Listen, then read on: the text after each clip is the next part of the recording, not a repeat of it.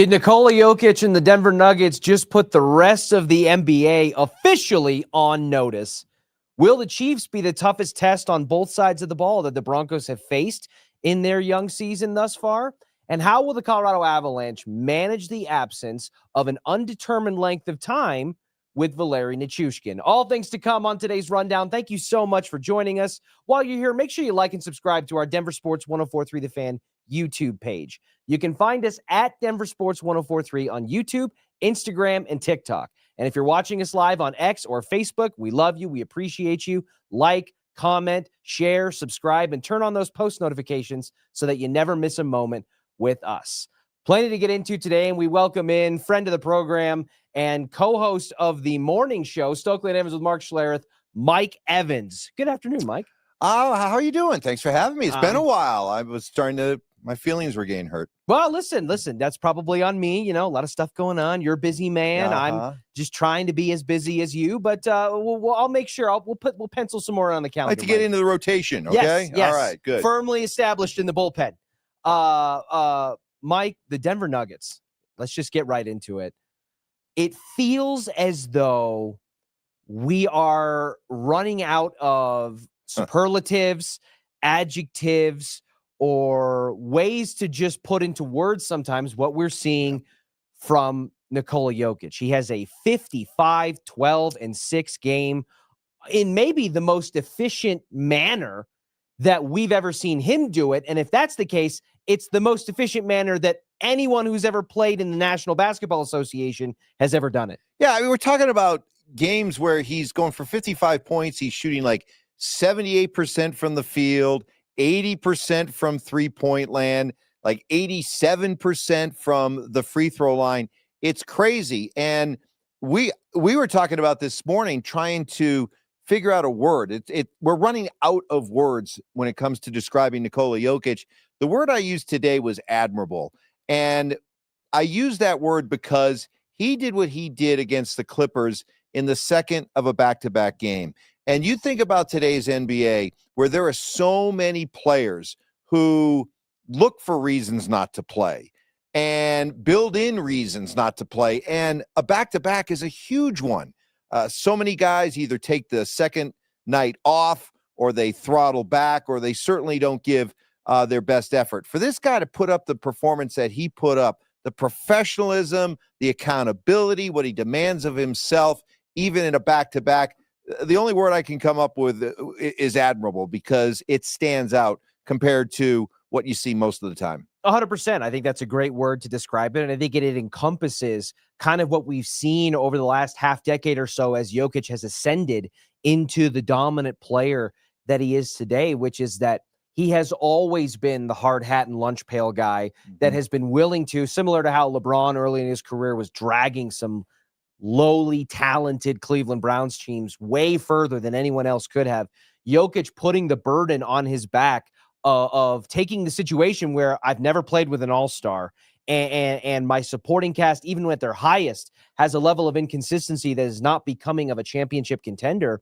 And yet he just finds ways to either take the burden on himself as a scorer, to find ways as a distributor. And I think that is admirable. And honestly, what I was thinking watching the game last night was, have you seen Avengers Endgame, right? Mm-hmm. The big battle, right? Wherever they're taking on Thanos, right? There's a scene right there before the battle starts where Captain America is on the ground and he stands up and he's beaten and bloody and bruised.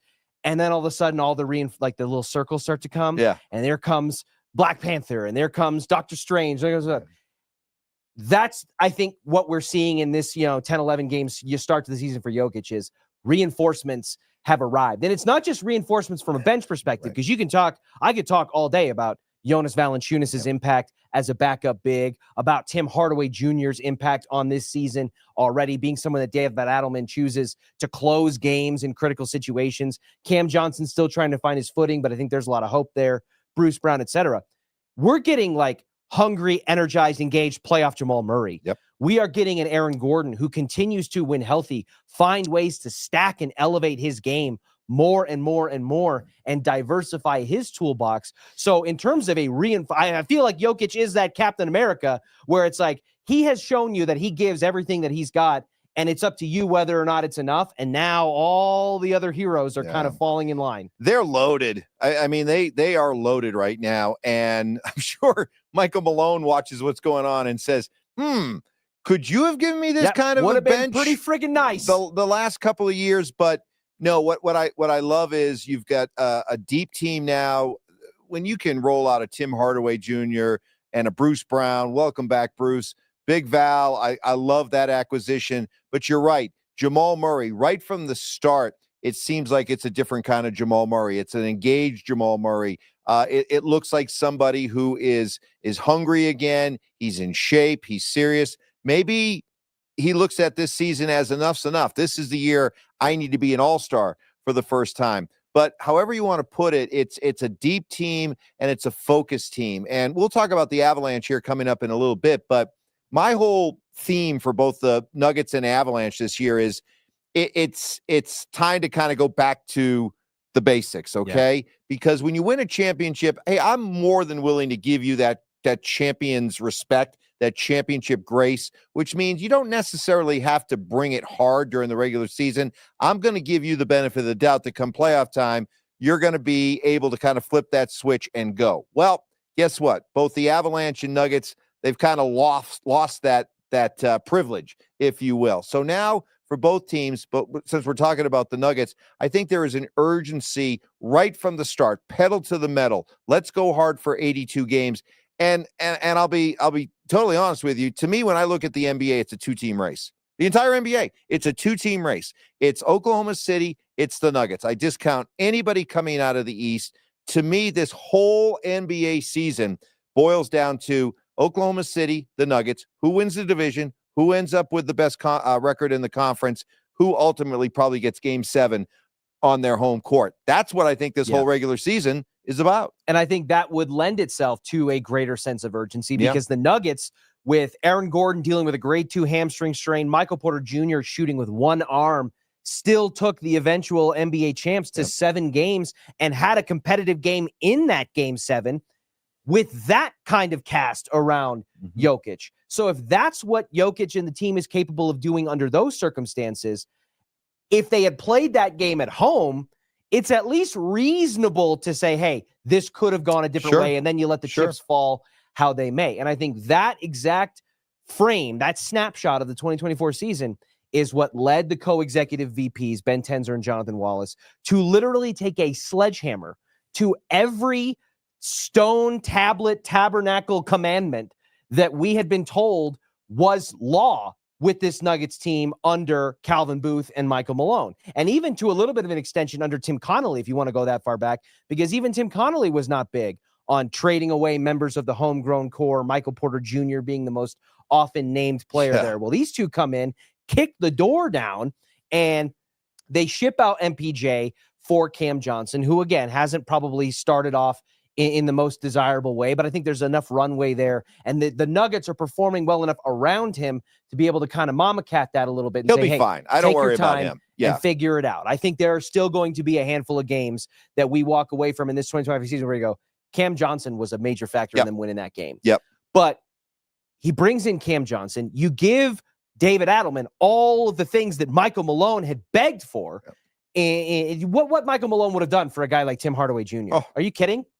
And to keep Bruce Brown, who he stood on the steps of the Capitol and drunkenly campaigned for, and so I think that the sense of urgency that this front office had set the tone for in the offseason is carrying itself over into the regular season. And what you're seeing in conjunction with that is the stylistic change going from Michael Malone to David Adelman, who is much more focused as a grease board guy on running sets, running design plays, scheming things open, and utilizing Jokic's skill set in a more designed way rather than relying on the two-man game where it's like, hey, Jokic, Jamal, go out there and figure it out, run your game, do your thing, and Jokic will find the open man.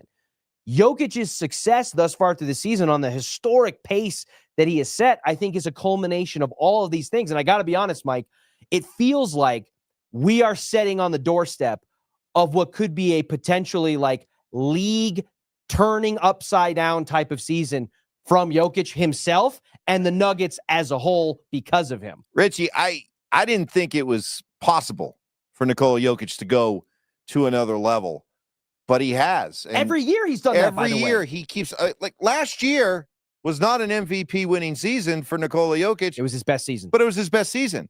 And this 10, 11 game start that we've watched so far is the best start to a season ever for Nikola Jokic. So it's frightening, but fun and exhilarating to wonder what's in store for this guy over the course of 82. Something else to keep in mind, he's shooting so well. His touch is so exceptional to start the season. I think there's also the matter of health. And we've seen over years past where sometimes he gets that wrist problem, that wrist injury. He plays through it because that's what he is. He's a stud. He's a warrior. But I think what you're seeing right now with his offensive efficiency off the charts is also what he's like when he's healthy. He's healthy right now. Cross fingers that, especially that wrist, which has been troublesome in the past, stays healthy because it could be pretty fun to watch. In his last 6 games, Mike, Jokic is averaging 35.8 points per game, 12 rebounds, 11 assists, just under 2 steals, on 74% shooting from the floor, 55.5% from beyond the arc, 85.7% from the stripe. He is almost a 17 in the plus-minus category, playing 33 minutes a game, playing less minutes per game than he averages. And again, this is one of those things where when you look at the impact of like a Jonas Valanciunas and what that bench unit is able to do in terms of surviving the non-Jokic minutes, I think that is a foregone conclusion now. I think the whole concept of biting your fingernails about what happens when Jokic hits the bench, I think we're past that already in this small sample size of an 82-game season. I think that this bench has proven it, and I think the results and the Jokic that you're getting from an energy and an efficiency and an output standpoint is a measured outcome of the rest that he's been able to get. Exactly, because think about it now. He doesn't look at games now as, hey, I know I'm going to be out there for 37, 38, 39, 40 minutes. And so whereas maybe before he kind of paced himself a little bit, knowing that his workload was going to be so heavy, now he's looking at, hey, my night might be over in 28 minutes. My night might be over in 32 minutes. And he's going harder. He's able to go harder during those compressed minutes, knowing he's just not going to have to work as hard. I think you're seeing a mentality here, Mike, that we touched on earlier of you talked about Jokic's supporting cast, right? Where it's like, hey, if not now, if I'm not going to play at an all-star level now, if I'm Jamal Murray, when am I ever going to do it? And Jamal probably could have said that for the last 5 years or so, because you're never going to be in a better position alongside Jokic. And he's continued to ascend in his prime and find new levels year to year to year. But you never know how the board shakes out every time. So I think you're seeing that mentality of if not now, then when from Jokic's supporting cast, namely Jamal Murray, Aaron Gordon, and obviously the new bench unit that has come into it. But I think you might be seeing it a little bit from Jokic himself as well, because Jokic at his nature, he's like basketball AI, right? It's not about what is my preferred solution to the problem. It is what is the best solution to the problem. And if that means deferring and passing the ball for a game-winning shot opportunity because it's the right basketball play, he'll do it. But he said in the post-game press conference last night, they kept giving me the ball and I'm just going to keep shooting it. And I think that's a testament to the faith that he has in the players around him now to say, hey, I don't have to always worry and run my brain so much to try to find water through the perfect point. It's just putting the ball in the damn basket. And I think that he's doing it at a more aggressive level because he may realize already how much different this season feels compared to his previous ones and says, hey, we got to win the West. We got to have home court, and we have to bring another title to the city. Because if not this year, who knows when the stars are going to align like this again? Yeah, I think we're seeing a couple things at play here. One, we've got in a much more deeper, talented team, but I think it's a hungry team, and it's a team that recognizes that they need another championship. There is something about really going out and cementing a legacy, and winning one championship is awesome. But when you really want to establish yourself and separate yourself from the group, you got to go get that second one, whether it's individually for guys like Jokic and Aaron Gordon and Jamal Murray, but also collectively for this era, this core that we've been watching. It's important that this group get that second championship, really to cement their all-time greatness. You break away from the Milwaukee Bucks with Giannis. You break away from the Toronto Raptors in 2019. Yeah. And you establish yourself that no one can say it was a fluke or it wasn't repeatable or you had an easy path or whatever it was. And you can tell they're locked in. You can tell they're locked in and hungry for that. Yeah. And there's a part of me that I think I would understand if people are like, well, why haven't they been like this? Why hasn't it started like this all the time? And yes, it's the nature of the NBA. And I'm actually not going to go down that path because, frankly, I've just been so in love with what I've seen through 10, 11 games of this season. I'm just excited that the roller coaster has taken off from the station, and I'm ready for the ride. Yep. Shifting gears a little bit, Mike, to the Denver Broncos. And this one has been a game that I think we've circled on the calendar since the start of the season, especially given the fact that the rubber match is on Christmas Day in primetime in Arrowhead. And I think that it's even more magnified given the start to this season through 10 games that the Broncos have had, that even the Cecil Lammies of the world are going full Ferguson if we were going to go down that route. Yeah. Not many of us, I think, anticipated 8-2 with a multi-game lead in the AFC West and the Chiefs to be not in second place, but in third place with the potential, Mike, to almost eliminate themselves, maybe not mathematically, but practically from playoff contention if they lose this game. I love the opportunity that the Broncos have right now for this game because there's so much that they can accomplish with a win. And first of all, establishing that, hey, we've been knocking on that door, close with Kansas City, but we still have that memory of the 16-game losing streak, 1-17 against the Chiefs, and the games that really matter. You can't count the one last year. You can't count that one. Carson Wentz. But this is an opportunity to really show that the torch has been passed in the AFC West, because you're right. You win this game on Sunday, you don't eliminate the Chiefs from playoff consideration. I still think at 5-5, I wouldn't discount the Chiefs' ability to make it to the playoffs as a wild card. But you crush their AFC West dreams. Yeah. And considering that the Chiefs have won 9 division titles in a row, to be able to be that team that effectively said, no more, you're done. There's a bend the knee type thing. To be able to accomplish that would be massive. And I also think it's a huge game because at some point you have to have the kind of wins that convinces me, and I think convinces a lot of you, that this is a team that can go deep in the playoffs. This is a team that can compete for the AFC championship game. I mean, yeah, you can lose it and you can say, well, as long as they're in the playoffs, you never know what might be able to happen. Okay, you can play that game for as long as you want. You could play that game right up until you go to Buffalo to play and lose 31-7, and then you realize, yeah, you know what? We probably don't belong in that class yet. So I think it's important to use these 2 games with the Chiefs. They got to win. To me, they've got to win at least one of them to prove that they're a legitimate, bona fide, deep in the AFC championship type contender.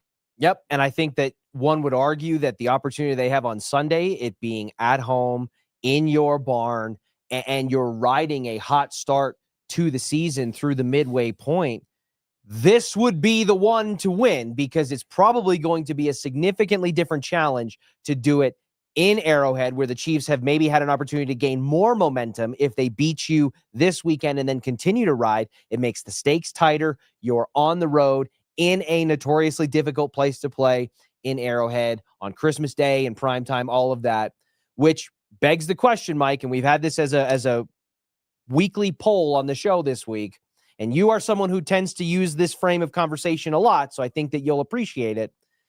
Is the game against the Kansas City Chiefs this weekend a must-win game for the Denver Broncos, given what they want to accomplish, all the things that you laid out, and the dynamics of the AFC West and the top 7 seeds in the AFC at whole?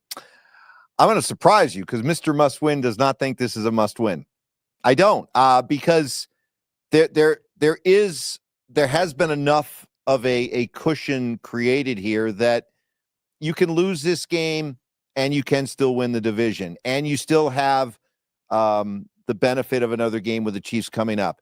At some point, I do think you have to beat the Chiefs this year, okay? You have to beat the Chiefs one of these two games in order to convince me that you got what it takes to go deep in the playoffs. But while this is a golden opportunity and it's one you should take advantage, I wouldn't put it in the category of if you don't, you've somehow taken this massive step back. Does that surprise you? A little bit, yes. And I think that must-win conversations are kind of they get kind of stretched and skewed and manipulated because, to quote Alex Singleton, who said after a game one time, well, nobody dies if we lose, right? So must win is like, well, must win if what? Right. So yes, they can still mathematically win the division. They can accomplish the things they want to accomplish. If they lose this game, very little of that is out of play. It maybe just becomes a little bit less likely, or you have to battle other factors, etc. But I'm not actually even talking about just the mathematical part of it. I'm talking about you do have 2 games left with the Chiefs. Now, let's say they had played the Chiefs earlier this season and lost there, okay? Yeah. And you were getting ready to play this game, and everything was the same. Then I would say it's a must-win, because then I would say this is your last opportunity to beat the Chiefs. At some point, come on, folks, you got to beat the Chiefs if we're going to take you seriously. So this is one of 2 against the Chiefs, so that's why I don't put it necessarily in that must-win category. If I was to try to align it in that category, and I think I do lean more toward hey, you got to get this one done if we're talking about a must-win. Outside of 5 quarters of football against the New York Giants and the Dallas Cowboys, this Broncos offense has not looked like an AFC contending offense. They scored 18 points in the 4th quarter against the Philadelphia Eagles, and that's, noteworthy and worthy of acknowledgement. But if you're stacking quarters of bad football from the offense compared to good football, one of those hands is feeling a lot more weight than the other. And the defense thus far has done just enough in some cases, or more than enough, to compensate for that, but you're playing with fire. I equated Sean Payton to a kid on the front porch playing with matches, and at some point, that strike's going to burn. I thought it was going to happen against the Dallas Cowboys, ironically, because it just set up such a perfect narrative with how bad their defense is and how good their offense is. It didn't. I certainly thought it was going to happen against the Houston Texans before the game and doubled down on it when C.J. Stroud got concussed in the first quarter, and it didn't. There's always a chance that on Thursday Night Football in an international setting in the NFL, something weird could happen. And you saw Thursday Night Football against the Raiders was really grim, and the London game against the Jets was even worse. But I do think that this Chiefs team does exceptionally well what the teams that the Broncos have beaten in some of their miraculous 4th quarter comebacks allowed to happen. The Chiefs don't allow that, which is they don't make mistakes late.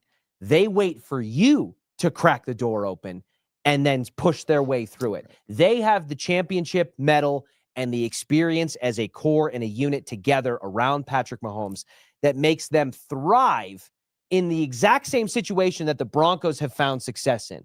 So the problem is, I just feel like eventually there's going to be a team that doesn't let you have the door open, and the Chiefs profile as that. So you have that with the opportunity by winning this game to squash them further down in the AFC West and basically make it a near impossibility for them to catch up. And the rest of the NFL would probably love just as much as the Broncos for this game to win because of the postseason implications as well. Mike, they got to get this one done. It's a massive opportunity from that standpoint, because I think the NFL world, and we had Dan Orlovsky on our show earlier this week say, I think that most of the NFL world, even if the Broncos beat the Chiefs, then play the Chiefs in the playoffs, most of the NFL world would be still picking the Chiefs. They're the odds-on favorite to win the Super Bowl. But this would go so far, because you're going to get the Chiefs' best shot. This isn't sneaking up on a team. This is a Kansas City team that has been licking their wounds for 2 weeks, having had a real bad showing for them up in Buffalo, and then having to hear about it for the last 2 weeks, knowing that Andy Reid coach teams are 21-4 coming off their bye. You're going to get the Chiefs' best shot this week. So if you're able to beat them under those circumstances, this would be, we talked about this, the Eagles win and the biggest win since the Super Bowl year and all that. Well, hold my beer. Put that aside. Yep. This would be the biggest win in the last decade. Absolutely. Not even close. Absolutely. And, Sean Payton downplays it and says, well, we're going to play in bigger games than this. Right. This is just the next one. And all that's great. But you've also, if you're Sean Payton, stood up in front of a podium and talked for about 10 weeks or so, at least 7 or 8 of the 10 weeks, about how, you're going to watch the film, you're going to learn about what's not going wrong or what's not going right, and we've got to be better and all that. And if you can't do it against a team like the Chiefs, who's going to be a AFC contender if they can climb back on the back half of the stretch and has been to the Super Bowl in the last 3 consecutive seasons, if you can't do it against them, and that is the tone that you set to start the back half, essentially, of your NFL season, I think that's a slippery slope. And I think just as quickly and surprisingly in some ways as the Broncos built an 8-2 start to their season, you can see that start to chip away and fade away, as we've seen with Broncos teams in the past. I just think that this game, regardless of the mathematics behind it, or the fact that you get a rubber match on Christmas Day, or where the AFC seeding stacks up as of now, this is the game that's the measuring stick for Sean Payton to say, hey, I've put out there where we want to go. I've had my 2 lattes. I said what I said about the team. I said what I said about Bo. And I've not done the best job as an offense and the leader of the offense of proving that. This is the game to do it. It's all been building towards this, right? And you'll never have a better opportunity to send a message. Yeah, well, we are going to find out. We are about, 96 hours away from kickoff. We are still awaiting the final determination on a guy like J.K. Dobbins. So I think we all expect not to play. And I think that changes maybe the dynamic of the run game a little bit. RJ Harvey's been a fine RB2, I think, for good portions of the season, but it doesn't seem like he's earned a lot of trust as a pass protector. And it doesn't seem like he's earned a lot of trust as a bell cow. I'm going to use you as a 3-down back with Sean Payton in this system yet. So factoring in everything that we just talked about this Chiefs game and the importance of it, the hype around it, and the opportunity that presents the Broncos with the fact that they're going into it without Patrick Surtain, the reigning Defensive Player of the Year on defense, and they will likely lose J.K. Dobbins for this weekend against the Chiefs. Where is your level of confidence at with the run game and their ability to maintain balance on offense? Well, they haven't had it all year for the most part. So they're still 8-2. So I don't know why all of a sudden, if they don't have it this week, there's no chance. I look at RJ Harvey, and I'm hoping that with RJ Harvey, you see kind of what happened last week with New England's Trevion Henderson, who, much like RJ Harvey, a 2nd-round pick. I think they were only separated by about 4 or 5 picks in the draft. Yeah, Trevion was earlier in the 2nd round. Yeah, and because of injuries and performance and all that stuff, Henderson got a chance to get a leading role last week and was awesome. Had 2 touchdowns and looked the part of, your future stud running back. So it would set up that, okay, RJ Harvey, this is your turn. This is your chance. See what you do with it. I'm also not – I wouldn't be terrified if Tyler Bidet got 8 to 10 carries. I don't love that. I like Tyler Bidet. Can I give you my dark horse? I would love to see what Jaleel McLaughlin would do. Really? Well, let me explain why, okay? Because here's a guy who, after having a pretty good prominent role with this offense the last couple of years, has just been mothballed. I mean, he's the forgotten man. You don't think you give him a chance on Sunday? This is a guy who isn't prepared to run through a wall for you, isn't prepared to just give everything he possibly has. I kind of would love the idea of tapping into that a little bit. I would not like that. Okay. Tyler Bidet, maybe, but I think if you give Jaleel McLaughlin a chance to Mighty Mouse it up, I think it looks very similar to what we saw last year, which was that nobody in that backfield, Jaleel McLaughlin included, could take a hold of the starting role that Javonte was almost just begging for somebody to take.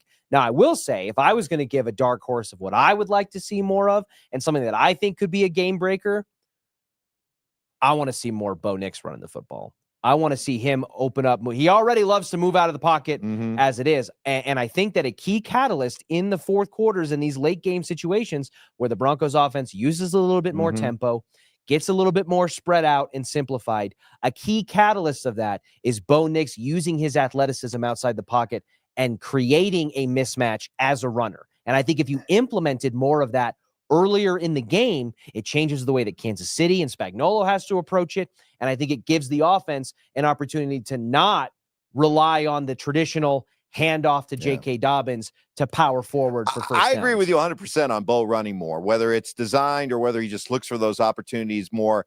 I understand that as his career develops and hopefully he becomes the quarterback we all hope he'll be, I don't want to see him run. When he gets to that level and he's earned that kind of status, I don't need to see him run. But while you're trying to get to that level and clearly you're struggling with up and down performances, if you got the ability to make plays with your legs, do it, because not only does it give the offense a different look. I think Bo's one of those guys who loves to play, loves to compete, and when he starts running around a little bit and playing football, taking a couple hits, hopefully nothing too serious, get up, have his teammates grab him, and I think it just gets him into a flow. He's a gamer. That would make him a better overall quarterback rather than kind of the at times robotic one we've been watching. Yeah, I definitely think that the majority of Bo Nix's struggles and maybe regressions from 2024 to 2025 are a result of cloudiness and maybe some static from the neck up. I do think that he is thinking about so much and he's trying to process and absorb all this information, and it's not timing out the way that I think he was playing more freely last year. And that's where you're seeing this year him having more happy feet, him not setting in his throws. He was one of the better deep ball. He was a top 5 deep ball thrower in the NFL in 2024. And he's maybe the worst deep ball thrower or among the worst in 2025. I don't think it's just he's got too much on his head, in his mind too. I think there's a confidence issue there too, which is to be understood. You're a second-year player. You feel like you have a certain. I think one snowballs into the other. Yes, I think they're related, but I do think there's. And I'm not going to different things. I'm not going to discount the fact, Mike, that the Broncos pass catchers have struggled with drops at an alarmingly high rate in 2025 thus far. Evan Ingram leads all tight ends in drops among, I think Mace had that on the show yesterday, 39 eligible tight ends. He's dead last in terms of catch rate is Evan Ingram. Cortland Sutton has an uncharacteristic amount of drops. We still don't know Marvin Mims. Boy, did Marvin Mims prove his worth to the team with his minimal absence, both on offense and on special teams. There's plenty to keep tabs on. I'm certainly excited for it. There's plenty to be optimistic about, as maybe nervous Nelly as I am a little bit, because I don't care what their record says. The Chiefs are the NFL boogeyman, and they've been the dominant force in the AFC West for basically a decade now. But the Broncos have an opportunity to put a massive stamp on changing that narrative. Pivoting to the Colorado Avalanche here as we wrap things up, Mike, I think that similar conversations to what we've had about the Nuggets, I'm feeling a little bit with the Colorado Avalanche as well. It's felt like their hot start to the season, and specifically with Nathan MacKinnon, leading the NHL in points by an even wider margin after taking on Anaheim and Leo Carlson. It feels like there's maybe a little bit of a sense of urgency from them as well. And I think one of my most positive takeaways from the start of the season, and it's something that I feel like I've been looking for and hoping for and chasing since they won the Cup, is the return of that relentless offensive identity. That year that they won the Cup, it was almost a formality that they were going to outshoot their opponents by 15 plus shots per game. They were so good at cycling the puck in the offensive zone and just making life miserable for an opposing goaltender. And I think in seasons since then, there's been this like implicit or explicit intention to like search for the right shot and utilize the right play versus just firing the puck on the net and making the opposing team be reactive in ways that they just haven't been. And especially in that game against Anaheim, and even more so a little bit against Vancouver, Mike, I saw it. I just saw this mentality where it felt like they were just like, hey, with the skaters and the shooters that we have, just put the damn puck on the net and it'll find the back more often than not. They're locked in. They're loaded. They're hungry. They're focused on everything we said about the Nuggets and their approach to this regular season. I think also applies to the Avalanche. I think the other big thing that's in play here is the continuity. They made moves at the trade deadline a year ago that we all applauded, that they themselves applauded. Jared Bednar, Nathan MacKinnon, speaking at length about how good they felt about this roster. But let's face it, I think with the benefit of hindsight, the roster still didn't have enough time to completely gel to the point that they were ready to beat a team like Dallas in the playoffs. But as you go into this year as compared to the last couple of years, where I think there was always a sense that there were going to be more moves made and that the team you were watching at the beginning of the season might not look like the team we'd be watching after the trade deadline. Right from the start this season, you started with a group that you felt this is going to be the team we watch for a full season. And because of that continuity and be able to build on what they started last year and hit the ground running with this group, I mean, yeah, they've had some people hurt and they've had some absences, but what you see is what you can expect to probably watch the entire season.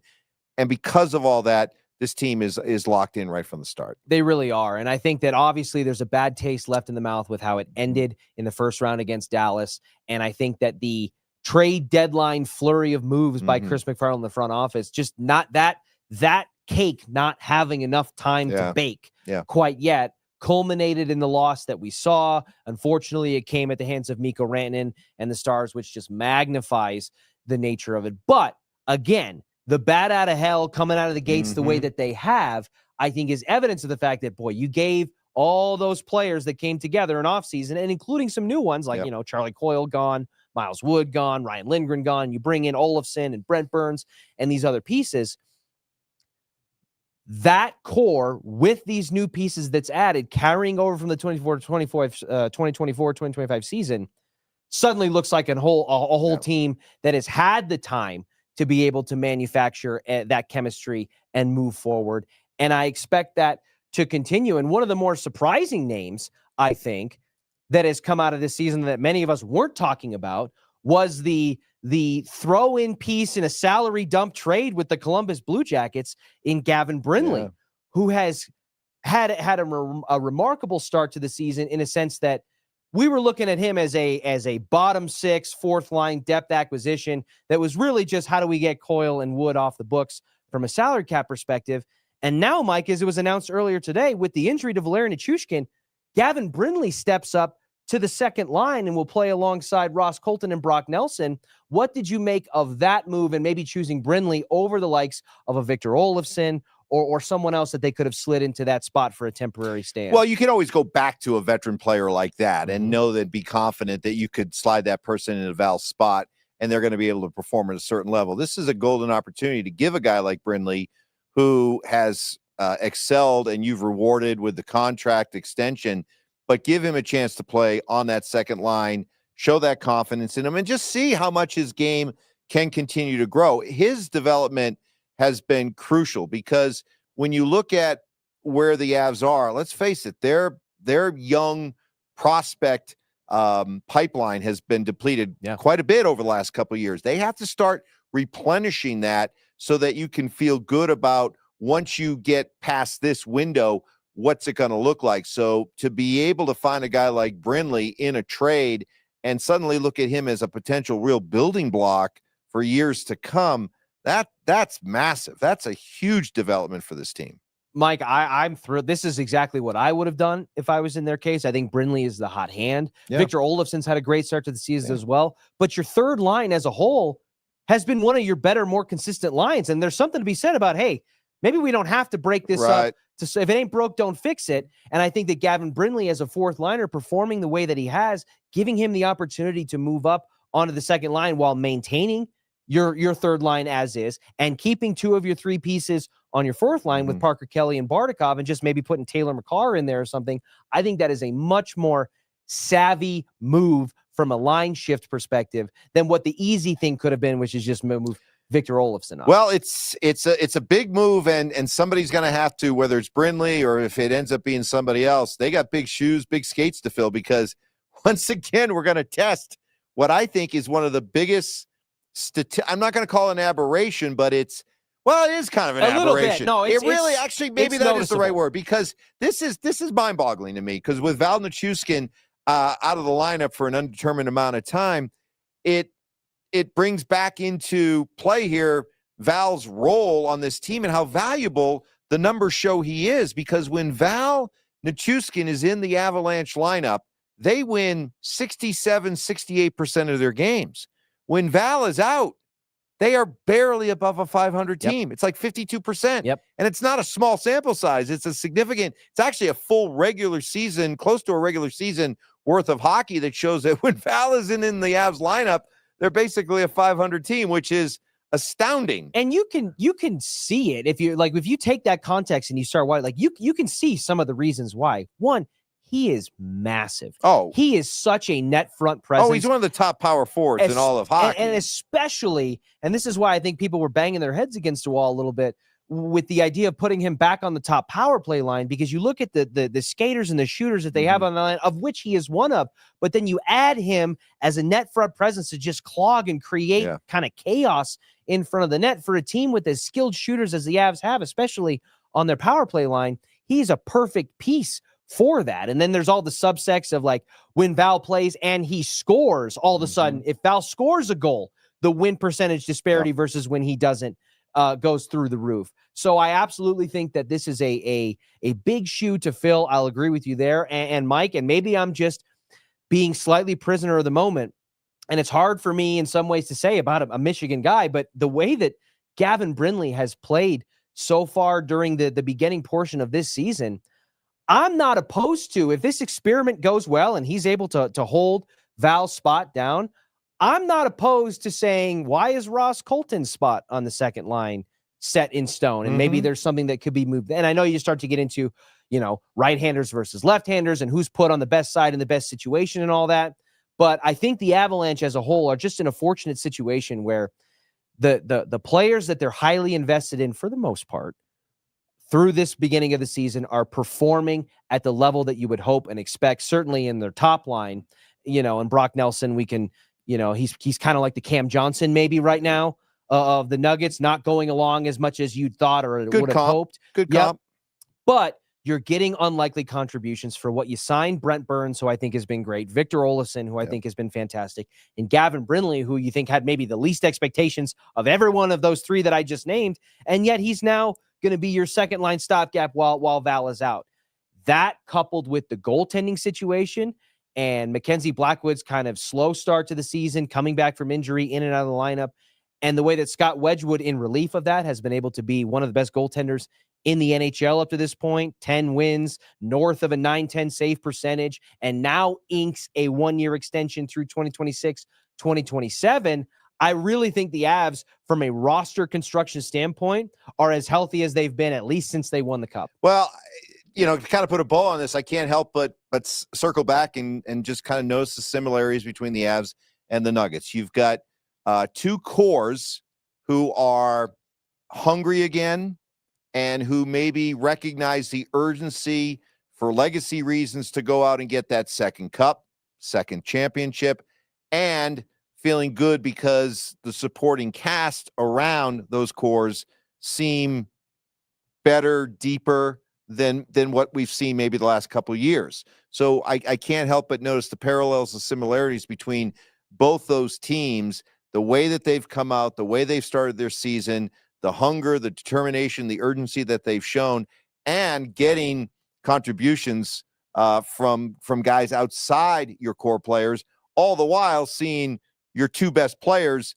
play at a maniacal level. I don't want to lose sight of what Nathan MacKinnon is doing, and all the stuff that we talk about with Nikola Jokic is absolutely deserved. But I'm also going to tell you, just like Nikola Jokic is the best basketball player on the planet right now, Nathan MacKinnon's the best hockey player on the planet right now, leading the NHL in goals, assists, and obviously points. Exactly. So for all the stuff, the bouquets that are thrown at Nikola Jokic, deservedly so, I don't want to lose sight of what Nathan MacKinnon is doing, because his professionalism, his commitment, his dogged determination, and the tone he sets for everybody on that Avalanche team, very much the same what Nikola Jokic does for the Nuggets. We're incredibly blessed right now to watch two players who are in their absolute prime, who are 100% laser focused on returning back to the top of that mountaintop. And it's fun to watch. It is. And everything that you just laid out, Mike, is exactly, if I was going through a checklist, a shopping list to put together and bake a championship contender,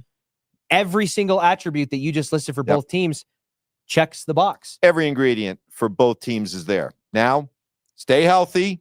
That's the big thing, okay? We're already seeing it. Christian Brown, Cam Johnson, both had to leave with injuries. Their status to be determined. Val. So it's just a reminder. Mackenzie Blackwood dealing with some injuries. It's just it's always out there. But stay healthy, man. What these two teams can accomplish is fun and scary for the rest of their leagues. No, I put it out there before the start of the season, and I think this is as good a chance as we will ever have in the city of Denver and the state of Colorado to have two championship parades in a single year with the Nuggets and the Avalanche. And shoot, the Broncos off to an 8-2 start. They've clearly got to clean some things up, but maybe they could be in the mix for one of those two as well. And I feel just as good about that sitting here today on November 13th. I think it's the 13th, as I did when I said it before the season. And Paul DePodesta. The man. Moneyball. Jonah Hill. Oh, so salient. Yes. It has been doing the show today with you, Mike, has been one of the salient moments of my week, and I look forward to the next time. Well. I look forward. I don't even know if we're using it correctly, but it doesn't good. matter. It doesn't matter. Don't let the truth get in the way of a good story. No. We appreciate all of you for joining us. Make sure you like and subscribe to our Denver Sports 104.3 The Fan YouTube channel at Denver Sports 104.3, and we will catch you again tomorrow at noon for the next rundown.